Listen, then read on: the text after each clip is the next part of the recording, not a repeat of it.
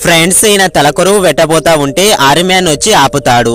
తలకొరుగు పెట్టడానికి వెళ్లేదు అని అంటాడు. మా నాన్న కర్మ చేస్తూ ఉంటే నువ్వెవడ్ర ఆపటానికి వెళ్ళిపో అని ఇతను అంటాడు. ఇప్పుడు ఆర్మ్యాన్ మీ నాన్న ఒక పెద్ద క్రిమినల్ అని చెప్తాడు. దీంతో వీళ్ళంతా షాక్ అవుతారు. మీ నాన్న కర్మ జరగాలి అంటే మీలో ఎవరైనా ఒక వారం జైలుకి వెళ్ళాలి అని అంటాడు. ఇప్పుడు వీళ్ళందరూ నేను వల్ల అని చెప్తారు.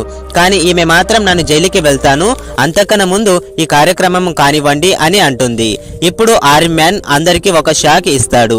ఈ అమ్మాయికి గవర్నమెంట్ జాబ్ వచ్చింది అని అంటాడు. అసలేం జరిగింది అంటే వీళ్ళ నాన్న చనిపోయే ముందు నా 3 పిల్లల్లో ఎవరైతే నిజాయితీగా నా జాబ్ చేయగలరో వాళ్ళని గుర్తించి ఈ జాబ్ ఇప్పించండి అని చెప్పి తర్వాత ఆయన చనిపోతాడు. అందుకే ఈ ఆర్మ్యాన్ ఇలా చేస్తాడు. ఫ్రెండ్స్, మన ఇండియన్స్ మొత్తం జై జవాన్ అని కామెంట్ చేయండి. మరిన్ని వీడియోస్ కోసం మన ఛానల్ని సబ్స్క్రైబ్ చేసుకోండి.